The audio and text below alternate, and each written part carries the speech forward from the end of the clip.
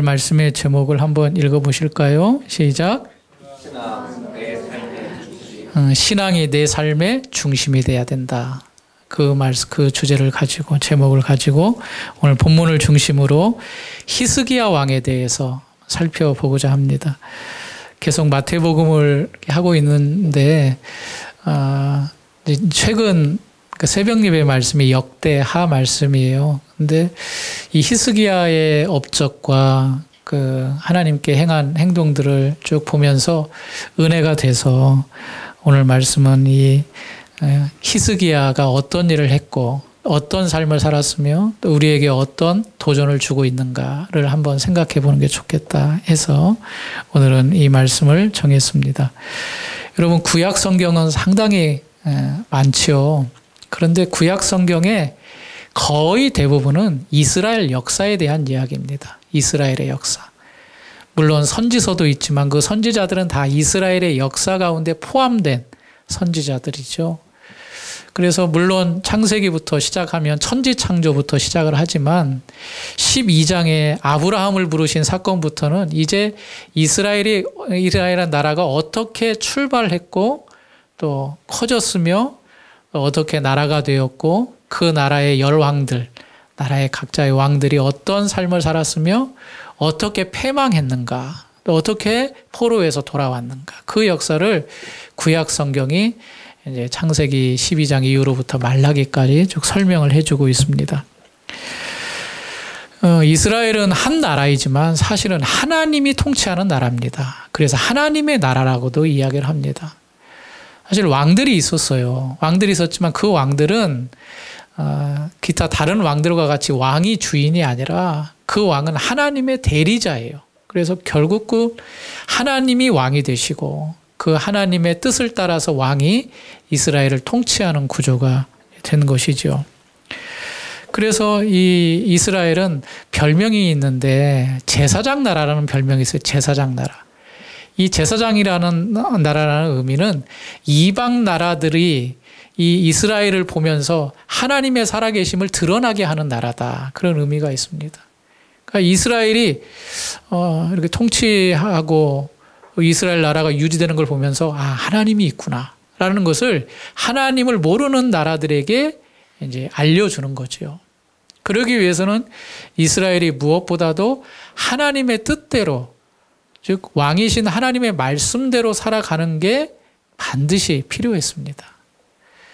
그런데 구약을 읽어보시면 알겠지만 하나님의 뜻과 전혀 다른 길을 가게 됩니다. 솔로몬은 지혜의 왕이었죠. 무엇보다 그 아버지 다윗이 원하고자 했던 성전을 건축한 참 전무후무한 그런 왕이었는데 이 솔로몬이 처음에는 하나님의 뜻을 받들어서 통치를 잘 했습니다. 그런데 그의 인생의 말미에 너무나 안타까운 일을 겪게 돼요. 바로의 딸을 비롯하여서 이방 여인들을 너무 많이 사랑한 바람에 이게 여자들을 많이 두었어요.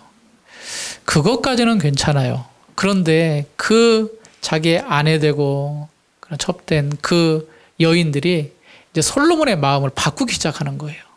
왜냐하면 이 여인들은 이방 여인들이 많았기 때문에 시돈, 암몬, 모압 그 주변에 있는 자기가 믿던 신들을 같이 가지고 와서 솔로몬에게 설득을 하는 거죠. 이 신을 섬길 수 있게 해달라. 결국에 솔로몬의 마음이 하나님을 떠나게 됩니다. 그러니까 여자들 때문에 그의 마음이 흔들려서 이방신을 따르게 돼요.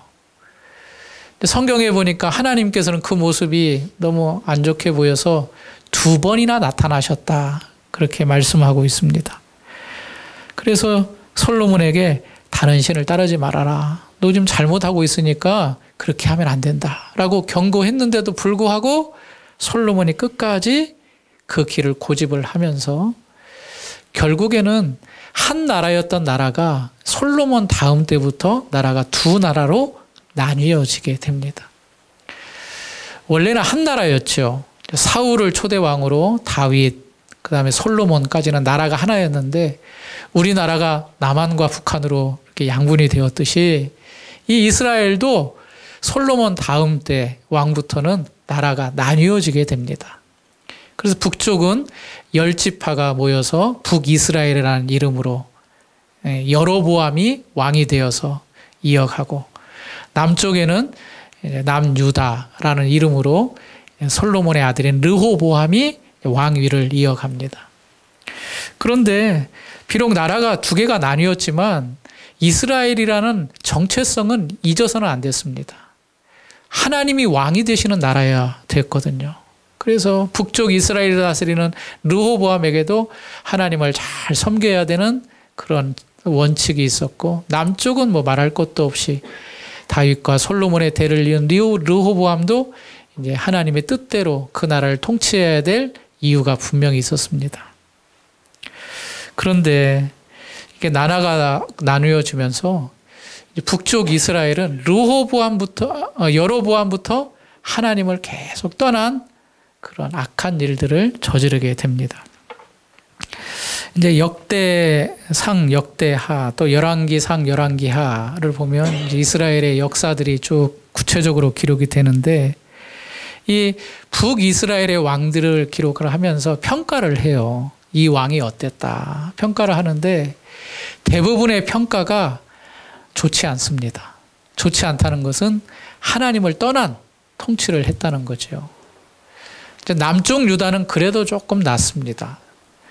남쪽 유다의 왕들을 이제 평가를 하는데 보통 세 가지 부류로 평가를 하거든요. 첫 번째는 하나님의 뜻에 잘 부합한 통치를 한 선한 왕을 이제 두기도 하고, 또 한편으로는 아주 악한 왕들을 또 이제 평가하기도 하고, 또 이 둘 사이를 왔다 갔다 한 왕, 선했지만 악한 왕들, 그렇게 세 부류로 이제 나누게 됩니다.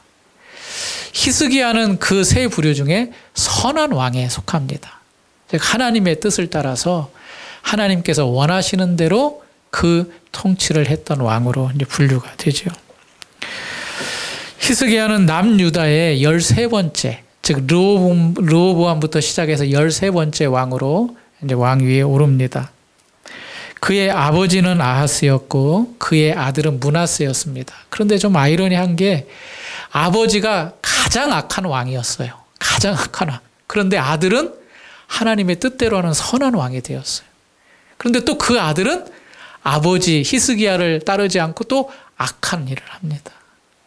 참 이걸 보면서 아버지가 믿음이 좋다고 아들이 믿음이 좋은 건 또 아닌 것 같아요. 아주 불신자 가정에서도 신실한 목회자가 나오는 것처럼 이게 이스라엘 역사를 보더라도 아하스라는 왕이 굉장히 남유다에서 가장 악한 왕이었거든요. 심지어 자녀를 불에 태워가지고 제사로 드리는 그 일까지 했던 그런 악한 왕이었는데, 그 악한 왕 아들이 히스기야, 오늘 살펴보겠지만 예배를 회복하고 또 하나님의 말씀대로 살기로 결단하고 이스라엘 백성에게 유월절을 지키는 그러한 하나님의 뜻에 합한 일을 했던 왕이 태어나게 됩니다. 히스기야는 25살에 왕위에 오릅니다. 어린 나이죠. 25이면 이제 대학 졸업하고 사회 초년생 정도 되는. 그래서 25살에 올라서 29년, 거의 30년을 통치를 합니다. 히스기야 이름에 뜻이 있습니다. 히스기야, 이 뜻은 여호와께서 강하게 하신다. 여호와께서 강하게 하신다. 여러분들 다 이름에 뜻이 있죠. 우리는 한자 문화에 있기 때문에 그 한자의 의미가 우리 이름에 담겨져 있는데, 히스기야도 여호와께서 강하게 하시는 자라는 이름의 뜻을 가지고 25세 왕위에 오릅니다. 그런데 이제 역대기의 말씀을 보면 여러 왕들을 이제 기록을 하는데 히스기야에 대한 기록이 가장 많습니다. 무려 4장에 걸쳐서 히스기야 왕의 업적을 이야기를 합니다. 그러니까 히스기야 왕이 중요한 왕이라는 것을 또 알 수가 있죠. 여러분 이제 성경을 이제 몇 번 읽어보신 분들은 알고 또 신앙생활을 하신 분들은 익숙하겠지만 이 히스기야 하면 가장 먼저 떠오르는 게 있습니다. 그것이 기도입니다. 기도. 그래서 여러 목사님들이 히스기야의 기도에 대해서 설교도 많이 하시고 실제적으로 히스기야의 기도라는 책도 신앙서적 가운데 출간이 됩니다. 근데 히스기야가 어떤 기도를 했기에 이렇게 유명한가를 살펴보면 히스기야가 두 번에 걸쳐서 이제 기도하는 장면이 나오는데 첫 번째 장면은 그 나라가 위기에 처했을 때 기도했던 장면이 한번 나오고 또 하나는 아주 개인적인 일로 하나님 앞에 기도했을 때에 응답받은 장면이 나옵니다. 국가적인 어려움이 있을 때 어떤 어려움이 있냐면 아수르의 산헤립이라는 그 당시에 가장 강력한 나라가 있었습니다. 그 나라가 사실은 북쪽 이스라엘을 멸망케 했습니다. 그런데 그 북이스라엘을 멸망케 한 그 아수르의 산헤립이 이제 남쪽 유다까지 넘보는 거예요. 쳐들어온 거예요. 이 일을 두고 이제 두려워 떨었겠죠. 산헤립이 뭐라고 말하냐면 백성들에게 너희 그 유다 백성들은 히스기야 말 믿지 말아라. 히스기야 너희 왕은 우리 하나님만 의지하고 두려워하지 말라고 말하는데 아수르의 왕 산헤립이 말한다. 너희 그런 말 믿지 말고 속지 말아라. 그렇게 아주 큰 소리를 치는 거죠. 그도 그럴 만한 것이 그 당시에 최강대국이었기 때문에 아수르를 싸워서 이길 나라가 없었어요.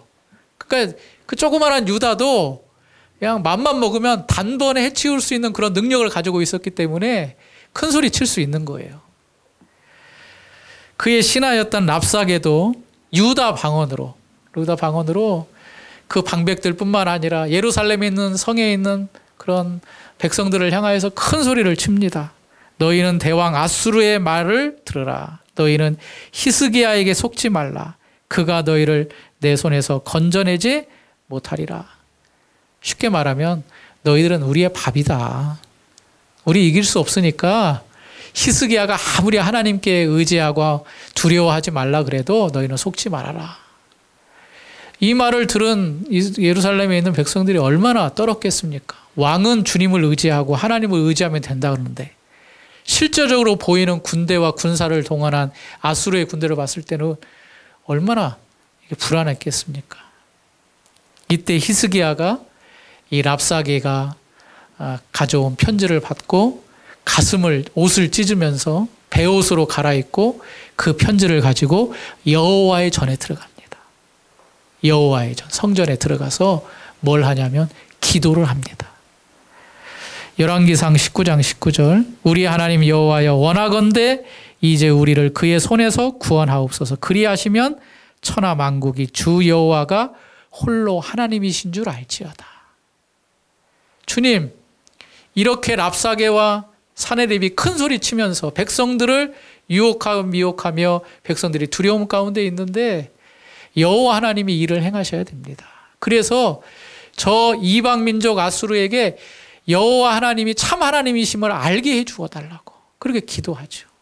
그리고 또 기도 부탁을 누구에게 하는데 우리가 잘 아는 선지자 이사야에게 선지자요, 이 지금 형편을 아시니까 같이 기도를 좀 해 주십시오 라고 자기도 기도하고 또 선지자 이사야에게 기도 부탁을 합니다. 하나님이 이 기도 부탁을 들으셨습니다. 그 기도를 들으시고 하나님의 천사를 보내어서 하룻밤 사이에 아수르의 군대 18만 5천 명을 다 몰살시켜버려요. 하나님의 능력을 그들이 체험한 거죠. 산헤립 왕도 그의 수도 니느웨에서 살해를 당하고 왕위에서 이제 물러나게 됩니다. 이런 하나님의 능력을 히스기야의 기도로 경험을 하게 됩니다. 이게 이제 국가적인 어려움이었고 또 이제 개인적인 어려움은 하나님께서 히스기야에게 병을 주셔요. 근데 그 병이 나을 병이 아니라 죽을 병이에요. 그리고 또 선지자 이사야를 통해서 이렇게 말씀하셔요. 너는 집을 정리하라. 내가 죽고 살지 못하리라. 하나님께서 그렇게 말씀하셨으면 나는 이제 죽을 인생이죠. 죽을 병에 걸렸고 하나님께서도 내 짐을 정리해라. 그렇게 말씀하셨으니까 죽을 인생인데 그 이야기를 듣고 히스기야가 기도합니다. 낯을 벽으로 향하고 여호와께 어떻게 기도하냐면 주께서 보시기에 선하게 행한 것을 기억하옵소서. 주님, 제가 주님을 향하여서 선하게 했던 것을 주님께서 기억하시고 나를 살려달라고 기도하는데 통곡하는 하며 기도합니다. 그런데 놀라운 것은 하나님께서 바로 응답을 하셔요. 이사야에게 바로 응답하셔서 네가 3일 안에 여호와의 전에 올라갈 것이다. 기도 응답이 아주 너무 빨리 이루어지는 거예요. 그래서 히스기야가 죽을 병에 걸렸지만 무려 15년이라는 삶을 더 연장받게 되는 그러한 기적적인 회복을 경험하게 됩니다. 이런 히스기야의 기도, 또 기도의 응답보다 사실은 더 높이 평가받아야 될 게 있습니다. 그게 오늘 이제 우리가 살펴볼 내용입니다. 히스기야가 몇 살에 왕위에 올라갔다 그랬죠? 25살. 기억하십시오. 25살. 몇 년을 통치했죠? 29년. 그러니까 거의 이제 50년을 좀 넘게 사신 거예요. 54년 정도, 4, 5년 정도. 그렇게 살았는데 25이면 참 어린 나이라고 하면 어린 나이일 수 있는데 그의 아버지 아하스가 어떤 왕이었죠? 가장 악한 왕이었습니다. 그런데 놀랍게도 그 아버지 아하스가 죽고 난 첫째 달부터 그는 성전을 깨끗하게 하는 종교 개혁과 하나님으로부터 하나님께 돌아가는 일들을 시행하기 시작합니다. 오늘 말씀을 읽지는 않았지만 29장 3절 한번 보시겠습니까? 앞에 보셔서 역대하 29장 3절 29장 3절 찾으셨으면 같이 읽겠습니다. 시작. 첫째 달에 여호와의 전 문들을 열고 수리하고. 그 아버지는 가장 악한 왕이었죠. 근데 성경에 29장부터 31장까지 쭉 히스기야에 대한 내용이 나오는데 그 이야기를 좀 정리해 보면 그 전에는 여호와의 문들이 완전히 닫혔어요. 여호와의 문이 닫았다는 것은 그 안에서 해야 될 매일마다의 그 촛불, 등대, 분향, 또 제사 이런 것들이 드려지지 않았다는 거예요. 드려지지 않았으니까 유월절도 당연히 없었겠죠. 그런데 이 히스기야는 자기가 왕위에 올라간 25세에 25년 첫해 그것도 첫째 달에 여호와의 전의 문을 열고 수리를 시작한 겁니다. 자, 이런 결단이 어디에서 나왔는가? 이제 29장부터 31장까지 히스기야의 기도를 빼고 히스기야가 했던 일을 세 가지로 정리해 보면 첫 번째로는 성전을 깨끗하게 하고 두 번째로는 성전에서 드려지는 제사가 회복되고 마지막으로는 유월절을 성대히 지키는 일을 했다고 기록하고 있습니다. 성전을 깨끗하게 했습니다. 이 성전에서 매일마다 금촛대에 불이 켜지고 꺼지고 그 와중에 또 분향단에 그 향을 피우는 일들이 계속되어야 되는데 그렇지 못하였던 아버지의 일들을 회복을 시킨 거죠. 원래의 모습, 성전의 원래의 모습을 돌리기 시작한 겁니다. 하나님은 이스라엘을 이제 죄악을 상징하는 출애굽을 시키죠. 그 죄악을 상징하는 애굽에서는 출애굽을 시키는데 출애굽을 하면서 이제 홍해를 건너고 또 이제 모세를 시내산 꼭대기로 부르셔서 40일 동안 금식을 시키면서 율법을 이제 주십니다. 십계명을 비롯한 율법을 주시는데 여기에 성막을 이렇게 지어라라고 말하면서 성막의 설계도를 또 말씀해 주셔요. 사실 출애굽기에 많은 내용이 성막에 관한 내용입니다. 그 성막이라는 것은 이제 하나님께서 그 가운데 임하시겠다는 하나의 표징과 사인인데 그 성막에 대한 설계도를 주시고 이제 모세가 그 성막의 설계도를 받아가지고 와가지고 부살렐과 오홀리압을 불러서 성막을 이제 만들어 가기 시작합니다. 등불은 금으로 만든 금촛대에 켜진 불을 말하고 그리고 그것이 아침 저녁으로 불이 켜졌다 꺼졌다 그 일들을 이제 레위 지파 족속들 특별히 제사장들이 그 일을 감당하게 되었습니다. 그런데 성전문이 닫혔다는 것은 그 일이 멈췄다는 이야기죠. 당연히 매일마다 해야 될 것들 또 제사도 매일마다 있었고 또 절기마다 초하루마다 안식일마다 제사가 드려져야 되는데 그 일들이 전혀 드려지지 못했던 것입니다. 그런데 이 히스기야가 자기가 왕이 오르자마자 이 일부터 시작을 한 겁니다. 닫혔던 성문을 열고 더러워졌던 것들을 깨끗하게 치우고 무려 16일 동안 이 일들을 감당하게 됩니다. 그리고 여호와의 전에 모든 더러운 것들을 끌어내어서 기드론 시내에 버려버리는 일들을 감당하게 됩니다. 그 두 번째로는 이제 성전을 깨끗하게 한 이후에 제사를 회복을 합니다. 당연히 성전문이 닫혔으니까 제사도 드려지지 않았습니다. 성전을 깨끗하게 한 다음에 속죄제를 드리고 속죄제를 드리면서 또 다윗 때부터 시행되었던 악기를 연주하는 일과 찬양하는 일들을 레위 사람들을 모아서 반차를 정해서 그 일들을 감당하게 합니다.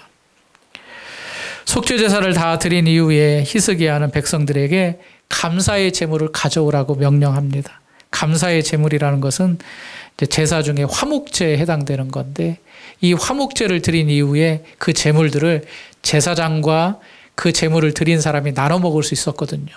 그래서 감사의 제물 화목제를 드린 이후에 또 그것들을 나눔으로 인하여서 기쁨을 회복하게 한 것입니다. 이때 제사장이 부족했는데 레위 사람들이 그 일을 도왔다라고 또 성경은 말하고 있습니다. 우리 성경에 한 군데 찾아볼까요? 역대하 29장 36절입니다. 29장 36절 이 말씀도 같이 한번 읽겠습니다. 시작. 이 일이 갑자기 되었으나 하나님께서 백성을 위하여 예비하셨으므로 히스기야가 백성과 더불어 기뻐하였더라. 이 일이 갑자기 되었다라고 말하고, 그러니까 왕이 바뀌자마자 첫째 날부터 이 일이 막 급속하게 진행이 된 겁니다. 그런데 하나님께서 백성을 위하여 예비하신 것이다. 이 의미에는 당연히 해야 될 자리로 돌아갔다. 그런 의미가 포함이 되어 있습니다. 그런데 그 결과 히스기야와 백성과 더불어 기뻐하였다라고 말씀을 하고 있습니다. 성전의 문이 열리고 아버지는 한 16년 정도 통치를 했거든요. 상대적으로 적게. 그동안에 많은 먼지가 쌓였을 거 아닙니까? 예배 안 드렸으니까. 제사 안 드렸으니까. 다 청소하고 16일 동안 청소를 끝낸 다음에 이제 제물을 가져와서 속죄제로부터 제사를 드리고, 제사를 드린다는 것은 이제 양과 짐승들을 다 죽이는 제사장들이 일을 했다는 이야기입니다. 일을 하고 가죽을 벗기고 또 그러면서 화목제물을 자발적으로 드리고 그 제물들을 서로 먹고 마시면서 백성들이 그동안 누리지 못하였던 예배의 감격과 하나님 앞에서의 기쁨을 회복했다는 거죠. 여기에 더 나아가서 유월절을 지킵니다. 유월절. 여러분, 이스라엘, 우리나라에도 추석과 설 명절이 있듯이 이스라엘에게도 3대 명절이 있죠. 유월절과 오순절과 장막절.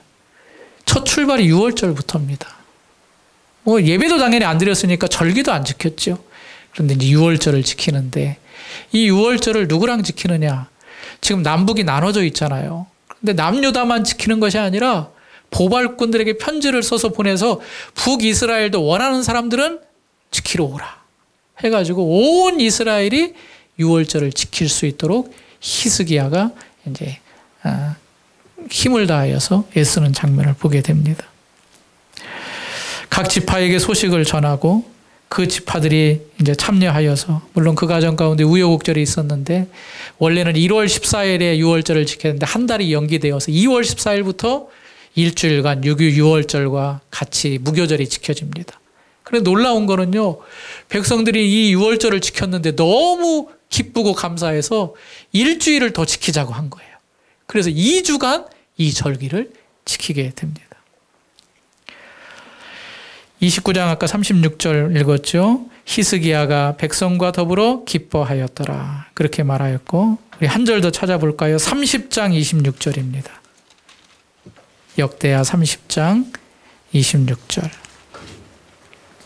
읽겠습니다. 시작. 예루살렘에 기쁨이 있었으니 이스라엘 왕 다윗의 아들 솔로몬 때로부터 이러한 기쁨이 예루살렘에 없었더라. 여러분 솔로몬이 지혜의 왕이자 또 뭘 건축을 했죠? 성전을 건축하는 왕입니다. 이때 엄청난 낙성식을 통하여 백성에게 기쁨이 있었습니다. 그런데 그 이후로 무려 200년이 넘는 기간 동안에 이런 기쁨이 그들에게 없었던 것 같습니다. 솔로몬 이후 때로부터 이러한 기쁨이 예루살렘에 없었는데 히스기야가 성전을 청결케 제사를 회복, 무엇보다 유월절을 지킴으로 인하여서 온 백성 예루살렘이 큰 기쁨이 있었다라고 기쁨을 계속해서 강조를 하고 있습니다. 여러분, 히스기야를 통하여서 우리가 얻는 교훈이 무엇일까요? 오늘 말씀, 오늘 본문으로 돌아오시면 이제 히스기야에 대한 평가를 이제 말하고 있는 겁니다. 왕에 대한 평가를 계속 한다 그랬죠, 성경은. 근데 히스기야의 평가를 어떻게 하는가? 오늘 본문 20절에 히스기야가 온 유다에 이같이 행하되 그의 하나님 여호와 보시기에 선과 정의와 진실함으로 행했다. 그렇게 평가를 합니다. 하나님 보시기에 성전을 깨끗하게 하고 제사를 회복하고 온 이스라엘로 하여금 유월절을 지키고 찬양대를 회복시키고 또 악기를 동원하여서 제사를 드릴 때 연주하게 하고 이런 모든 행동들이 하나님 앞에서 선과 정의와 진실함이었다는 겁니다. 그러니까 누구보다도 기뻐하셨을 분이 누구신가 생각해 보면 하나님이 가장 기뻐하셨을 것이라는 거죠. 여기 선과 정의라는 것은 이제 신앙의 가치 기준을 말합니다. 하나님 앞에서 선과 정의. 선이라는 것은 수요일날 전사님도 말했는데 토부, 좋다 그런 의미고, 정의라는 것은 올곧고 바르다. 그러니까 하나님 앞에서 좋고 올곧고 바른 일을 한 겁니다. 그런데 여기에 한 가지 단어를 더 추가했습니다. 진실함으로 행했다. 이 진실함이라는 것은 사람에게는 쓸 수 없는 단어입니다. 여러분, 하나님이 신실하시다 그런 표현 많이 하죠. 신실하신 하나님. 이거는, 이 단어는, 히브리어 단어는 하나님에게만 쓸 수 있는 단어가 히스기야에게 지금 사용이 된 겁니다. 진실함으로. 이게 에무나에서 나온 단어인데 하나님은 신실하신 분이죠. 신실하시다는 것은 거짓이 없고 참이시고 그 약속을 끝까지 지키시는 분이죠. 근데 사람은 거짓도 있고 약속했지만 지키지 못하는 연약한 자이잖아요. 그런데 히스기야에게 선과 정의와 진실함으로 이 모든 걸 했다라고 하나님에게 쓰인 그 단어를 사용을 합니다. 그럼 히스기야에게 하나님이냐? 아니죠. 히스기야도 연약한 존재죠. 그런데 왜 이런 평가를 하는가? 그가 하나님의 말씀에 충성스럽게 순종했다. 그런 의미가 여기에 담겨져 있는 겁니다. 여러분, 어떻게 히스기야가 이렇게 선과 정의와 진실함으로 이 모든 일들을 감당했을까요? 이제 오늘 이게 우리에게 중요한 교훈이 되는 겁니다. 어떻게 이렇게 신실한 일들을 했는가? 하나님 앞에서 충성스럽게 순종할 수 있었는가? 그 이유가 21절에 나옵니다. 21절 읽겠습니다. 시작.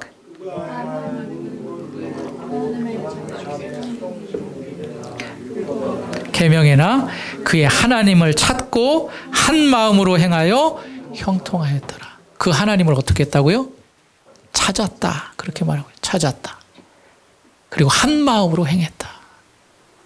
이걸 조금 다르게 열왕기하 18장 5절 6절에서는 이렇게 말씀하고 있습니다. 히스기야가 이스라엘의 하나님 여호와를 의지하였는데 그의 전후 유다 여러 왕 중에 그러한 자가 없었으니 곧 그가 여호와께 연합하여 그에게서 떠나지 아니하고 여호와께서 모세에게 명령하신 계명을 지켰다. 그렇게 평가하고 있습니다. 열왕기 하에서는 여호와께 연합하여 그에게서 떠나지 아니하였다.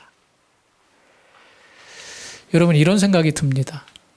아버지가 통치를 했잖아요. 근데 아버지가 어린 이 히스기야가 보기에도 하나님의 말씀대로 하지 않는 거예요. 우상 숭배하고 자기의 자녀들을 막 불에 막 드리는 그런 제사, 그 이방신들이 하는 제사거든요.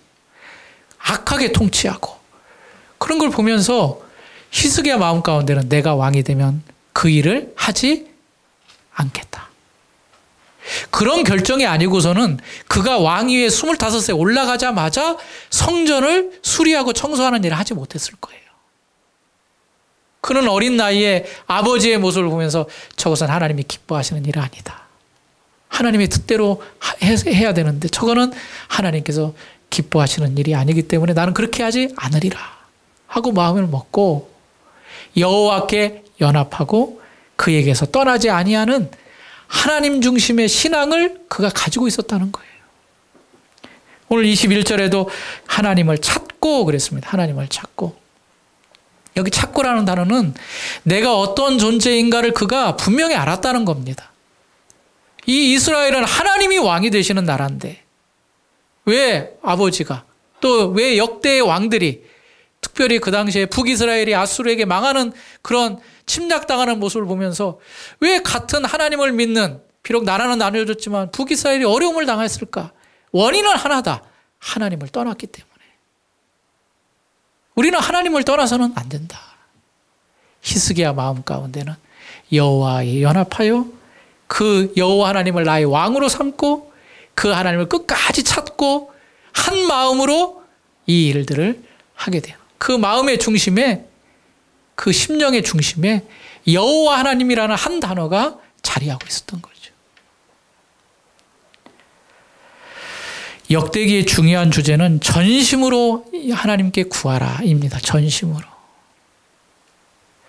여러분 하나님 믿으시죠? 살아계신 분임을 믿으시죠?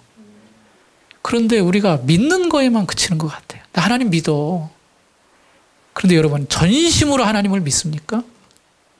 전심으로 또 진심으로 내 마음 가운데 하나님을 전심으로 믿고 진심으로 믿는다면 그 다음에 따라오는 게 있어요. 열심이에요. 열심.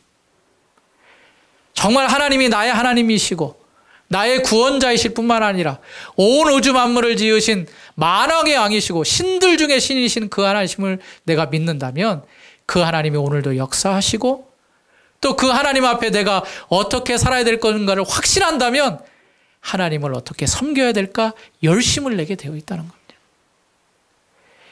히스기야의 이런 열심이 어디서 나왔습니까? 그 안에 하나님을 믿고 있고 하나님을 찾았기 때문에 전심으로 한 마음으로 하나님을 향하고 있었기 때문에 성전 청결도 제사의 회복도 유월절의 회복도 가능했던 겁니다. 여러분 우리가 하나님을 믿되 제대로 믿어야 될 줄 믿습니다. 우리 지난주에 우리 자매님이 그 책을 하나 저에게 선물해 줬는데 그게 이제 벨직 신앙 고백서라는 책이에요. 아주 개혁주의 교회에서는 아주 중요한 책인데 그 책에 대해서 이제 설명을 해준대. 그 책을 지금 읽고 있는데 너무 은혜가 되었어요. 거기에 어떤 내용이 나오냐면 우리가 하나님을 믿는데 열심을 다해서 믿어야 된다. 그 열심 가운데는 하나님을 올바로 알고 믿는 게 필요하다. 그렇습니다. 내가 어떤 자이고 하나님이 어떤 자임을 알면 알수록 우리가 하나님 앞에 열심을 내지 않을 수 없습니다. 그 하나님이 어떤 분인지를 우리가 알면 하나님 앞에 열심을 내요 하나님의 뜻을 향하게끔 돼 있다는 겁니다. 미국의 유명한 성경학자로 알려진 D.L. 무디 목사님은 우리가 성경을 열심히 봐야 된다 그렇게 말하면서 왜 열심히 봐야 되느냐? 그 안에 금은 보화가 가득하기 때문에 그걸 찾아내야 된다는 겁니다. 물론 성경 66권을 문자적으로 볼 수 있죠. 쉽게 생각할 수 있죠. 그런데 그 안에는 하나님께서 우리에게 원하시는 말씀, 그 말씀을 찾기 위해서 우리가 마치 금은 보화를 우리 주변에 잃어버렸다면 그걸 열심히 찾기 위해서 노력하는 것처럼 우리가 하나님을 알기 위해서 신실한 하나님을 바로 믿기 위해서 우리가 열심을 내야 된다. 그런 말씀을 하는 것을 보았습니다. 여러분 자연스럽게 내가 주님을 믿는다면 열심을 내길 간절히 바랍니다. 히스기야는 그 하나님을 한 마음으로 찾았고 한 마음으로 찾은 결과가 무너진 성전, 무너진 예배를 회복하는 거였습니다. 여러분 예배가 회복되니까 백성들에게 뭐가 있었다 그랬죠? 기쁨이 있습니다. 우리가 주님을 알면 알아갈수록 예배의 회복이 있으면 있을수록 내 안에 참 기쁨이 넘치게 됩니다. 하나님의 백성, 하나님을 알고 또 그 하나님을 확실히 믿는다면 그 하나님을 바로 알아가길 간절히 바랍니다. 바로 알아가면 알아갈수록 그 안에 금은보화가 가득하신 예수 그리스도를 찾게 되고 또 그 은혜를 우리가 입력게 되고 또 그 은혜의 자리인 예배의 자리에서 우리가 기쁨을 회복하게 되고 우리가 더 열심히 주님을 섬기는 그런 신앙의 길로 나가야 될 줄 믿습니다. 하나님을 믿으시죠? 하나님을 믿는다면 히스기야 왕과 같은 일양한 마음으로 하나님을 내 마음의 중심에 두고 그 열심의 결과를 나타내는 우리 성도님들이 되어야 될 줄 믿습니다. 내가 하나님을 믿는데 믿는 건지 안 믿는 건지 그냥 물에 물 탄 듯 술에 술 탄 듯 그런 라오디아 교회 같은 그러한 미지근한 그런 신앙생활이 아니라 살아계신 하나님이 나에게 역사하신 그 은혜를 기억하고 하나님을 내 마음의 중심에 두고 신앙생활은 내 삶의 부수적인 일이 절대 아닙니다. 하나님을 믿는 삶은 내 삶의 중심이 되어야 됩니다. 하나님이 내 삶의 중심이 되어야 됩니다. 그래서 신앙은 내 삶의 중심이어야 됩니다. 히스기야가 그런 길을 걸어갔습니다. 여러분의 삶도 이 땅에 있어진 몇 년의 삶일지 모르는 그런 신앙생활도 내가 주님을 믿었다면 하나님이 내 삶의 중심이 되어서 주님 앞에 한 마음으로 주님을 찾고 연합하여 그에게 떠나지 아니하고 주님이 기뻐하시는 그런 삶, 열심으로 주님을 섬겨드리는 삶, 그런 은혜가 우리 귀한 성도와 우리 주안의 교회에 있길 간절히 바랍니다. 하나님 아버지 감사합니다. 신앙은 내 삶의 부수적인 것이 아니라 내 삶의 중심이 되어야 되는 줄 믿습니다. 오늘 말씀을 통하여 히스기야의 종교개혁과 그의 신앙을 통하여 우리도 그 길을 걸어갈 수 있는 은혜를 베풀어 주시옵소서. 하나님을 믿고 있다 하지만 이스라엘의 많은 왕들이 하나님을 떠났습니다. 세속적이 되었고 세상적이 되었습니다. 하나님은 그들을 책망하시고 악한 왕이라고 평가하셨습니다. 주여 우리가 하나님을 믿는다 하면서 이 세상과 짝하며 세상이 원하는 길로 가고 있지는 않습니까? 주여 이 모든 악한 하나님이 기뻐하지 않은 길에서 돌이키게 해 주시고 하나님이 살아계셔서 내 안에 계신 이상 내가 그 주님을 내 마음의 중심에 두고 주님의 뜻을 행하기를 열심으로 달려가는 뒤의 것을 돌아보지 않고 손에 잡힌 바 그것을 잡고 나아가는 표대를 향해 나아가는 귀한 성도들 되게 하여 주시옵소서. 예수님 이름으로 기도하옵나이다. 아멘.